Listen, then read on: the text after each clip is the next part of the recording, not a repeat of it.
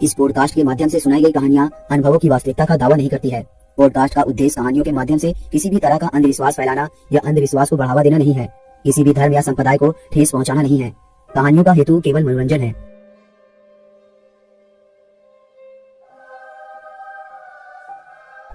यक्षिणी, जिन्हें उपदेव का स्थान भी प्राप्त है और इनकी साधना से साधक काम, धन, ऐशो आराम सब कुछ प्राप्त कर सकता है। आपने इनकी कई कहानियां सुनी होंगी। आप जानते भी होंगे कि इनकी साधना करना कितना कठिन होता है और एक बार अगर इसे कोई सिद्ध कर लेता है तो उसे दुनिया के सारे सुख मिलते हैं। लेकिन क्या आपने ये सुना है कि यक्षिणी खुद किसी व्यक्ति पर सम्मोहित हो गई हो? आमतौर पर ऐसा होना नामुमकिन है क्योंकि यक्षिणी बेहद सुंदर स्त्री होती है और कभी भी आसानी से किसी व्यक्ति से प्रसन्न नहीं होती है। लेकिन आज की ये डरावनी कहानी सुनकर आपको विश्वास हो जाएगा कि कभी कभी यक्षिणी भी आम इंसान पर मोहित होकर उसके जीवन में बदलाव ला सकती है। ये कहानी है कामेश्वरी यक्षिणी की, जिसे सिद्ध करने वाला साधक धन और काम सुख का मालिक बन जाता है। ब्रह्मांड में विभिन्न प्रकार की यक्षिणी निवास करती है, जिनके विशेष कार्य और विशेष मंत्र होते हैं। और ऐसी ही एक यक्षिणी है कामेश्वरी, जिसका काम साधक की हर एक इच्छा पूरी करना है। लेकिन आपने कभी सोचा है कि साधक की इच्छा पूरी करने के बदले में यक्षिणी क्या पाना चाहती है? ये कहानी सुनकर आपको इस सवाल का जवाब भी मिल जाएगा। तो चलिए शुरू करते हैं आज की ये डरावनी कहानी। देवेंद्र की प्रेमिका रोहिणी ने कहा, तुम इतने कमजोर कैसे हो गए हो? तुम्हारी तबीयत तो ठीक है ना? देवेंद्र ने कहा, हाँ, मुझे क्या होगा, मैं बिल्कुल ठीक हूँ। लेकिन तुम यहाँ क्या कर रही हो? मैंने कहा था ना कि घर मत आना। रोहिणी ने कहा, लेकिन तुम मुझसे दूर क्यों भाग रहे हो? तुम तो प्यार करते थे ना मुझसे? देवेंद्र ने कहा, देखो, अब तुम्हें मुझे भूल जाना चाहिए क्योंकि मुखिया जी हमारी शादी के लिए नहीं मानेंगे।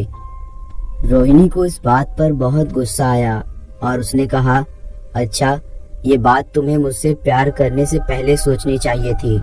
तुम ये कहो ना कि इतना पैसा आने के बाद मैं तुम्हें पसंद नहीं हूँ। लेकिन याद रखना, शादी तो तुम्हें मुझसे ही करना होगा। ये कहकर रोहिणी चली गई और देवेंद्र ने अपने घर का दरवाजा बंद कर दिया। रोहिणी गांव के मुखिया की बेटी थी और देवेंद्र की प्रेमिका भी, और वो कभी कभी रात को उससे मिलने आया करती थी। जैसे ही देवेंद्र ने दरवाजा बंद किया, अचानक से उसे कुछ अजीब सी आवाज सुनाई दी। उसके पीछे कोई खड़ा हुआ था जो गुस्से से गुर्रा रहा था। देवेंद्र जानता था कि वो कौन है। वो पीछे मुड़ा और डरते हुए बोला, देखो, गुस्सा मत करो। तुमने जैसा कहा था मैंने वैसा ही किया ना। मैंने उसे कह दिया कि मैं उससे शादी नहीं करूंगा।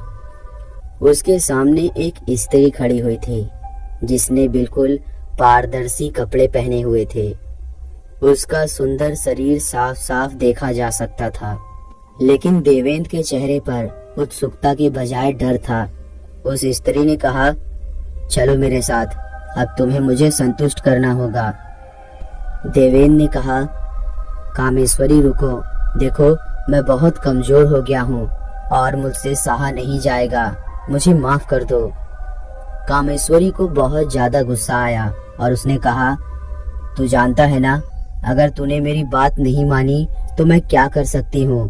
तेरे परिवार के साथ और तेरे साथ जो हालत तेरी बहन का किया, वही तेरे माँ बाप की करूंगी।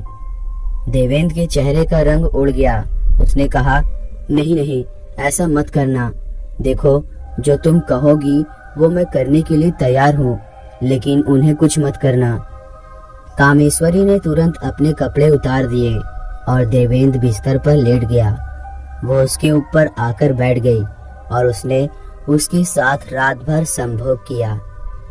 देवेंद्र की हालत बहुत खराब हो चुकी थी, मानो उसके प्राण निकल जाएंगे। लेकिन कामेश्वरी को उससे कोई फर्क नहीं पड़ रहा था। सुबह होते ही वो गायब हो गई और त्रिवेंद्र उसी हालत में बिस्तर पर पड़ा रहा और उस दिन को याद करने लगा जब पहली बार उसने कामेश्वरी साधना के बारे में जाना था। ये बात 2 महीने पहले की है, जब त्रिवेंद्र की माली हालत बहुत ज्यादा खराब हो गई थी। समय पर बारिश न होने की वजह से उसकी सारी फसल खराब हो गई और ऐसी स्थिति आ गई कि खेत बेचने की नौबत आ गई। त्रिवेंद्र बहुत मेहनती, हट्टा कट्टा और सुंदर आदमी था। वो जवान भी था, इसलिए गांव की कई लड़कियां उसके साथ शादी के सपने देखा करती थी, लेकिन त्रिवेंद्र को उसमें कोई दिलचस्पी नहीं थी। वो सिर्फ रोहिणी को पसंद करता था। त्रिवेंद्र की माली हालत खराब होने के बाद वह काफी परेशान रहने लगा था, जिसकी वजह से उसने रोहिणी के साथ भी समय बिताना छोड़ दिया। हर समय वो बस किसी तरह से पैसे कमाने के बारे में सोचता रहता था। फिर एक दिन कुछ ऐसा हुआ जिसने उसकी जिंदगी में बड़ा मोड़ लाकर खड़ा कर दिया। एक रात त्रिवेंद्र गांव के चौराहे पर अकेले बैठा हुआ था। उस समय कुछ कुत्ते वहां पर भौंक रहे थे और उनके अलावा आसपास कोई भी नहीं था। चौराहे पर एक पीपल का पेड़ था जिसके नीचे चबूतरा बना हुआ था। त्रिवेंद्र उस चबूतरे में बैठ गया। तभी वहां पर रोहिणी आई और उसने त्रिवेंद्र को गले लगा लिया। त्रिवेंद्र ने कहा, तुम इतनी रात को यहाँ क्या कर रही हो? किसी ने यहाँ देख लिया तुम्हें मेरे साथ तो बवाल हो जाएगा, जाओ यहाँ से। रोहिणी ने कहा, तुम हमेशा मुझसे भागते क्यों रहते हो? आज मैं नहीं जाऊंगी। बाबा घर पर नहीं है तो मुझे तुमसे मिलने का समय मिल गया। तुम इतना परेशान क्यों हो? बाबा से पैसे मांग लो ना। त्रिवेंद्र ने कहा, नहीं, मैं उधार की जिंदगी नहीं जीना चाहता। वैसे भी मुखिया जी ब्याज बहुत ज्यादा लेते हैं, पूरी जिंदगी ब्याज चुकाने में ही निकल जाएगी। तुम जाओ यहाँ से, अभी मैं बहुत ज्यादा परेशान हूँ, मुझे थोड़ा समय दो। रोहिणी ने कहा, ठीक है, लेकिन तुम बाबा से शादी की बात कब करोगे? त्रिवेंद्र ने कहा, शादी? अरे पागल हो गई हो क्या? अभी मेरी जमीन बिकने पर है और तुम शादी के बारे में सोच रही हो। मुझे पहले पैसे कमाने दो, तब तो शादी के लिए बात कर पाऊंगा। मुखिया अपनी बेटी की शादी किसी भिखारी से थोड़ी ना करवाएगा। जाओ अब। रोहिणी को थोड़ा बुरा लगा और वो वहां से चली गई। उसके जाने के बाद त्रिवेंद्र को कुछ अजीब सी आवाज आई, जैसे कि कुछ लोगों की भीड़ वहां आ रही है। उसने देखा कि अघोरियों की एक टोली शिव जी का जाप करते हुए उसी की ओर आ रही थी। उन अघोरियों ने अपने पूरे शरीर पर राख मल रखी थी और वो काफी डरावने लग रहे थे। अघोरियों की वो टोली उसे देखते हुए न जाने कहां चली गई। त्रिवेंद्र ने कहा, ये अघोरी भी कितना अजीब होते हैं। ये लोग ऐसा जीवन कैसे जी लेते हैं? हमेशा इधर से उधर भटकना और शमशान में रहना। आखिर क्या ही मिल जाता होगा इन्हें। फिर त्रिवेंद्र भी अपने घर जाने ही वाला था कि अचानक से उसे कुछ अजीब सा महसूस होने लगा, जैसे कि कोई उसे देख रहा हो। त्रिवेंद्र ने इधर उधर देखा, लेकिन वहां पर कोई भी नहीं था। वो वहां से वापस जाने ही वाला था कि फिर अचानक उसे किसी के पायल की आवाज सुनाई पड़ी और वो रुक गया। उसने आसपास देखा, लेकिन वहां कोई दिखाई नहीं दिया। उसने उस आवाज को अपना वहम समझ लिया और आगे बढ़ने के लिए एक कदम बढ़ाया ही था कि उसने पैर के पास रुद्राक्ष की माला देखा। उसने कहा, लगता है अघोरियों की माला है, अब इसका क्या करूं? उन्हें वापस लौटा देता हूं। वो लोग शमशान की ओर ही गए हैं। ये कहते हुए वो शमशान की ओर चला गया। जब वो शमशान पहुंचा तो उसने दूर से उन अघोरियों को साधना की मुद्रा में बैठे हुए देखा। उनमें से एक अघोरी था जो कि उन सबका गुरु था। उसने कहा, आज यक्षिणी की साधना की शुरुआत करेंगे, लेकिन पहले तुम लोगों को इसके बारे में सब कुछ जानना होगा। ध्यान से सुनना। त्रिवेंद्र ने जब यक्षिणी का नाम सुना तो वो वहीं छुप गया, क्योंकि उसके मन में उस विधि के बारे में जानने की इच्छा हुई, क्योंकि वो यक्षिणी के बारे में काफी कुछ जानता था और उसे पता था कि उसे सिद्ध करने वाला साधक धनवान बन जाता है। वो भी पैसे वाला बनना चाहता था, इसलिए वो उस विधि के बारे में सुनने लगा। यक्षिणी कई प्रकार की होती हैं और उनके अलग अलग कार्य होते हैं। कुछ यक्षिणी सिर्फ धन देती हैं, तो कुछ भोग विलास भी करती हैं। ऐसी ही यक्षिणी है कामेश्वरी, जो साधक की हर इच्छा पूरी करती है और उसे पत्नी का भी सुख देती है। उसे प्रसन्न करना मुश्किल भी है और आसान भी। इस विधि से कामेश्वरी को आसानी से प्रसन्न किया जा सकता है। इसके लिए एक ऐसी जगह की जरूरत होती है जो बिल्कुल एकांत हो। एकांत जगह में रात को यक्षिणी के मंत्र का जाप करते रहना है। ये जाप करते हुए इस मंत्र को भोजपत्र पर अनार की कलम से लिखकर प्राण प्रतिष्ठा करके अपने तकिए के नीचे रख देना है, जहां आप सोते हैं। इसके बाद उसी बिस्तर पर बैठकर पूजा करनी है। याद रहे, बिस्तर पूरी तरह से साफ सुथरा होना चाहिए। इस मंत्र का 1000 बार लगातार जाप करना होगा और इसी मंत्र का जाप करने के बाद उसी बिस्तर पर सो जाना है। ये विधि 21 दिन की है, लेकिन इसके लिए पहले आपको शिव और कुबेर महाराज की पूजा करनी होगी पूरे 1 महीने तक, क्योंकि कुबेर को यक्षों का राजा कहा जाता है। 1 महीने तक भगवान शिव और कुबेर महाराज की पूजा करके आपको कामेश्वरी साधना के लिए आज्ञा लेनी है, और ताकि वे यक्षिणी को आज्ञा दे सके कि वो आपको धन भी प्रदान करे और आपसे सिद्ध हो जाए। ऐसा करने से आसानी से कामेश्वरी सिद्ध हो जाती है। जब आप इसे सिद्ध कर लेंगे तो वो आपके सामने बहुत ही सुंदर रूप लेकर आएगी। वो अत्यंत ही पारदर्शी कपड़े पहनकर आपके सामने आती है। आपको इस साधना में काफी सावधानियां भी बरतनी होगी, क्योंकि साधना के समय कामेश्वरी आपकी परीक्षा भी लेगी। अगर आप साधना में विचलित हो गए तो आपको इसके विपरीत परिणाम भी देखने को मिल सकते हैं।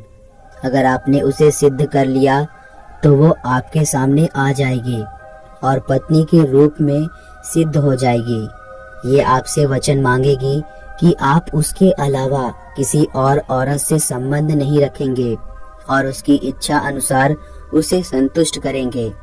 ऐसा करने के बाद वो आपके साथ आकर संभोग करेगी और सुबह अपने सारे वस्त्र और आभूषण उतार कर चली जाएगी, जिसे बेचकर आप धनवान बन जाएंगे।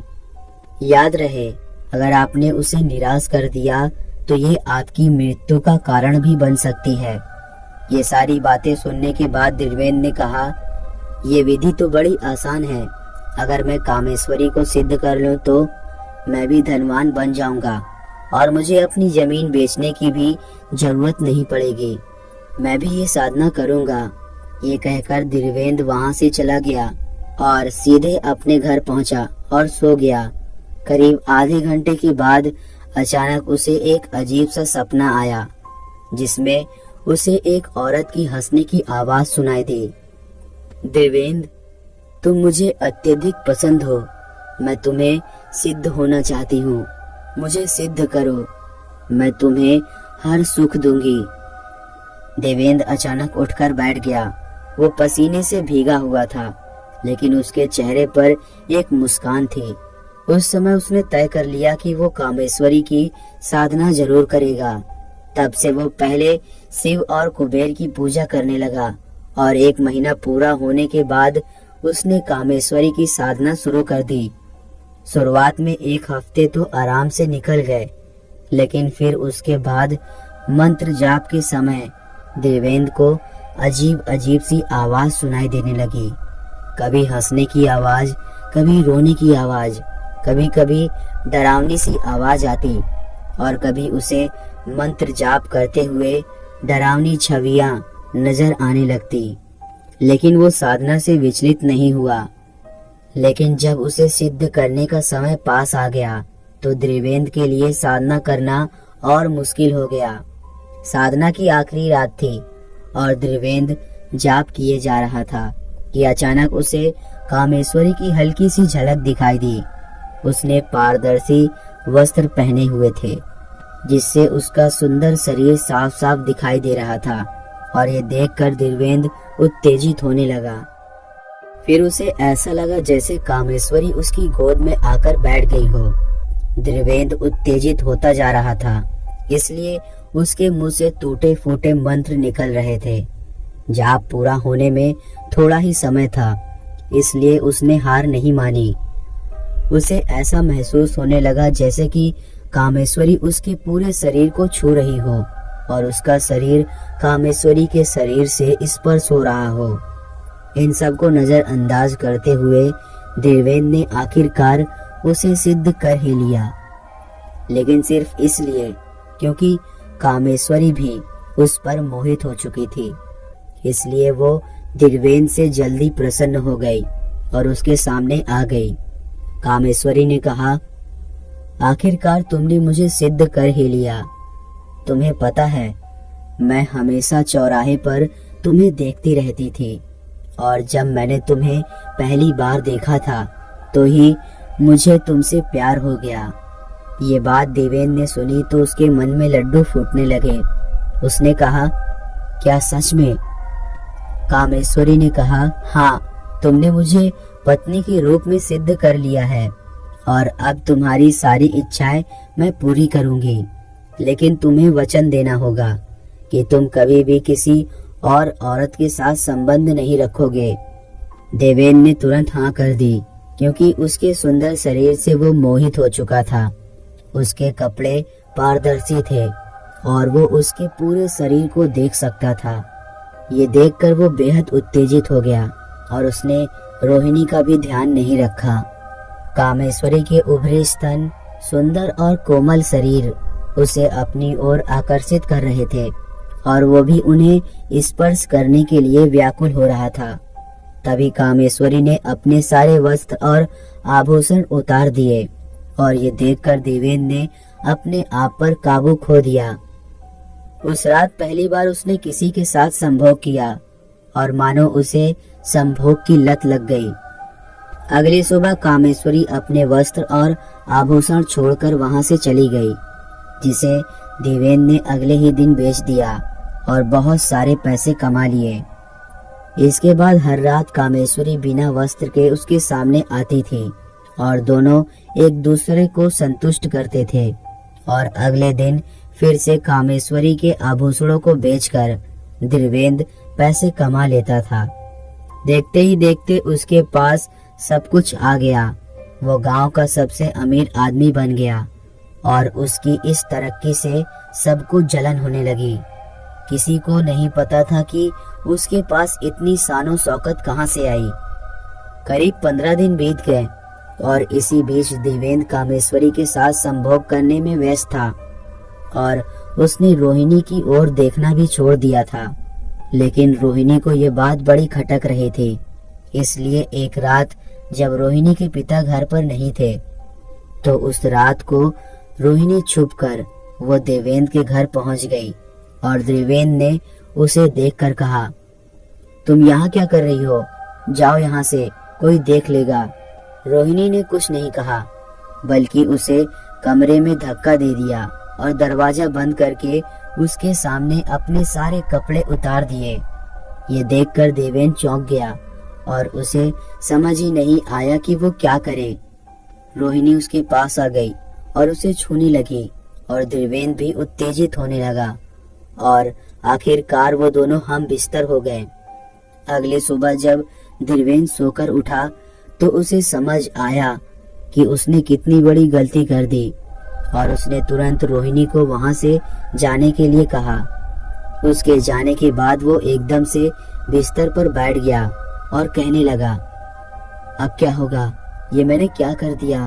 अपना वचन तोड़ दिया मैंने। अब क्या करेगी वो? मैं उससे माफी मांग लूंगा। उस रात जब कामेश्वरी उसके सामने आई तो वो बेहद गुस्से में थी और ये देखकर देवेंद्र कांपने लगा। कामेश्वरी ने कहा, मैंने कहा था ना कि किसी भी औरत की तरफ मत देखना, लेकिन तू नहीं माना। अब मैं तुझे नहीं छोड़ूंगी। देवेंद्र ने उसके पैर पकड़ लिए और बोला, नहीं, ऐसा मत करना।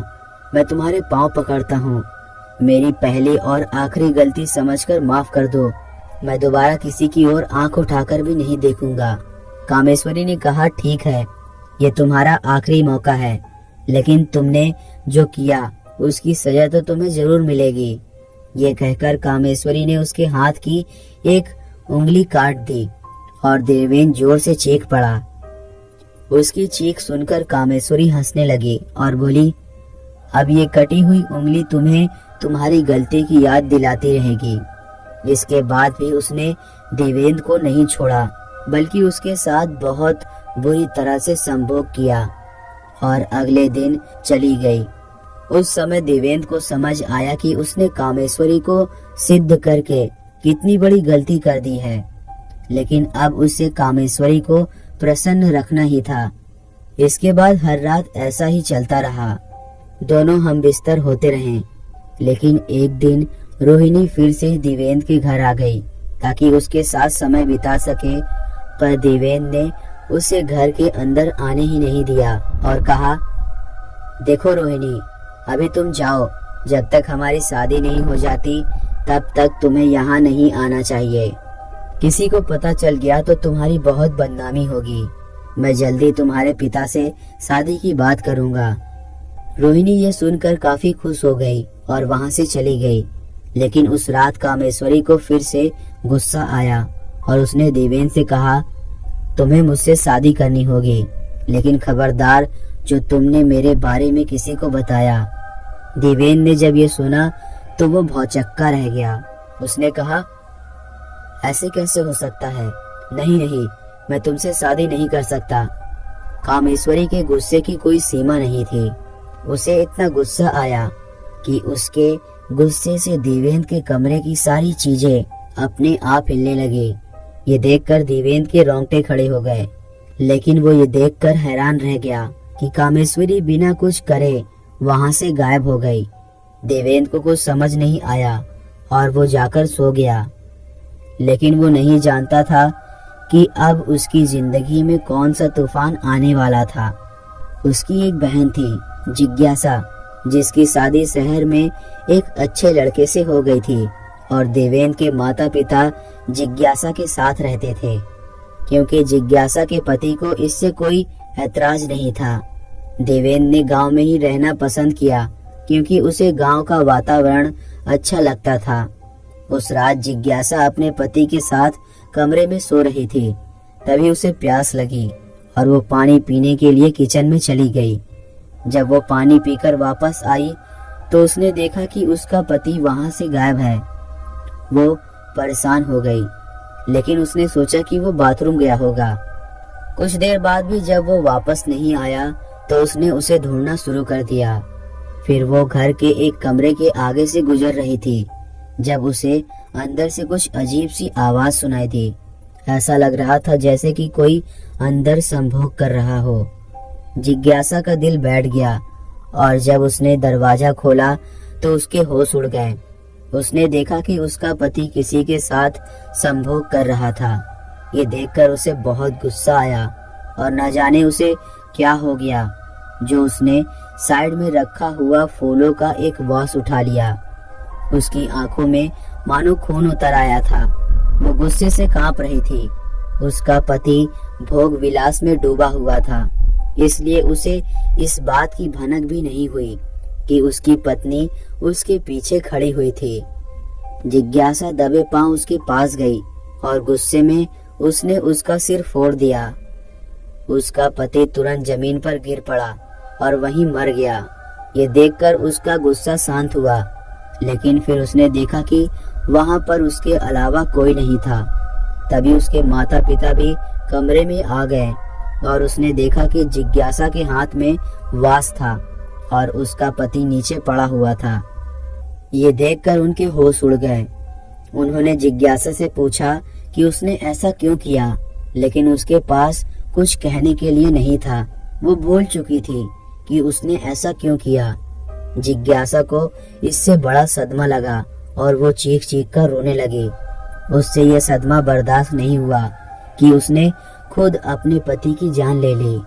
इसलिए वो वहां से भाग गई और एक ट्रेन के सामने आकर खड़ी हो गई, जिससे ट्रेन के नीचे आकर उसकी मौत हो गई। ये सब उसके माँ बाप ने देखा और वो दोनों सदमे में चले गए। अगले दिन ये बात देवेंद्र को पता चली और वो समझ गया कि ये काम कामेश्वरी का ही है।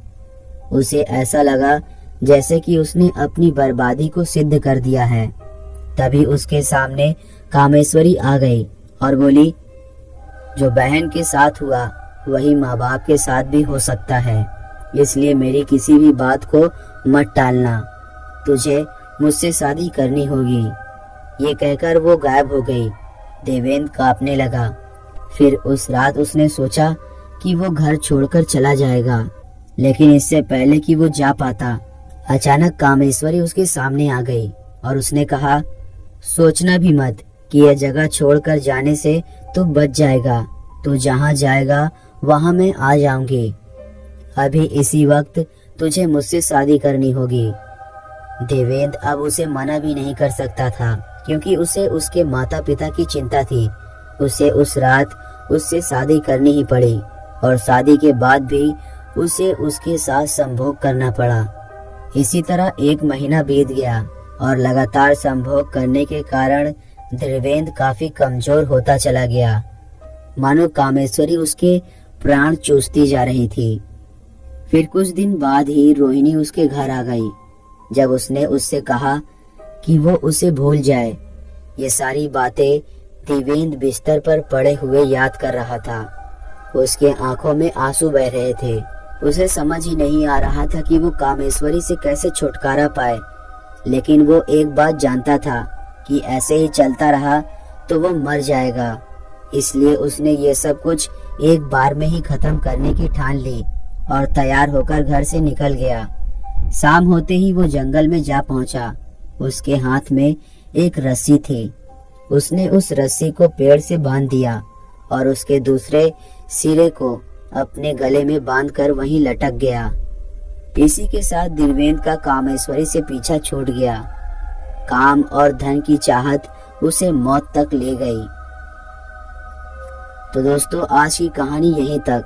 कहानी अगर अच्छी लगी हो तो वीडियो को लाइक और चैनल को सब्सक्राइब कर लें। तो मिलते हैं इसी तरह एक और खौफनाक कहानियों में। तब तक के लिए बाय एंड टेक केयर।